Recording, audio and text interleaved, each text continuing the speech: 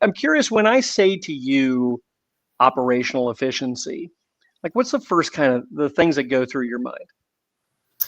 I mean, it's about the systems working right and doing what they're supposed to be doing. And so, what are the goals? What is the company trying to achieve? And are the systems that are in place moving you towards those goals? Or why were they even put in place in the first place? And sometimes I see systems that it's like nobody seems to know why that's there, or if it's still needed, and maybe it should just be scrapped, maybe it needs to be changed.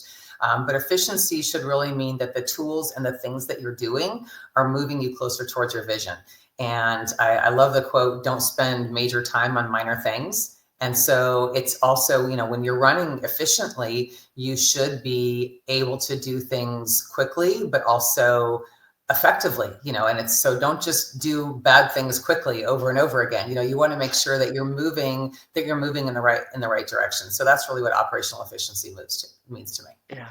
Yeah, that's great. It seems like you're just naturally geared toward this also. Was this something that, like that role of COO, chief of staff, account management, were you always just kind of drawn to operational efficiencies? Yes, and I jokingly say, I'm German, so part of it's in my blood. I can't help that. But I did something called UMAP and Clifton Strengths Finder, which was really interesting. It's a different assessment that I had done, and my top two strengths are achiever and responsibility. So I like to get things done, and I have a high degree of responsibility in getting them done. And my number three is strategic. So the way those three work together makes me really well suited to that role. And I think I've always been wired to go, how can this run better? And it's whether I'm out at a restaurant or I'm at work looking at what's going well and how can we make this just a little bit better. That's just a natural lens through which I look at everything. And so to me, it's just kind of a fun challenge on how can we make this better. So when I hear a complaint from someone on a team about this isn't working well, or a frustration about something, to me, that's always a really interesting thing for me to pay attention to. Is this is not just a complaint or someone whining about something. This is an idea. This is an opportunity to do something better. So what's not working about this that can make everything work better? Yeah. What I appreciate about you is you look for the root cause.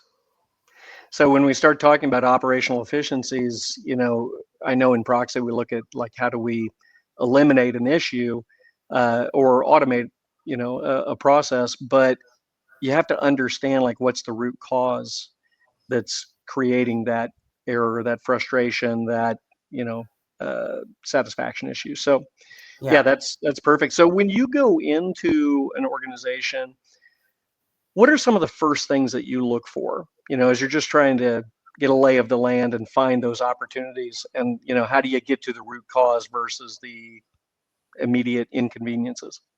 Yeah, I mean, first I want to start with their vision. Where are they trying to go?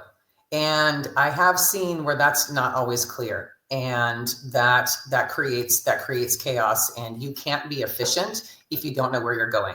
If you have 8 people in the boat that are all rowing in a different direction and nobody knows where they're trying to go, then by definition you cannot be efficient and you cannot be effective in that situation. So I really like to start with, what is the vision? Where are you trying to go?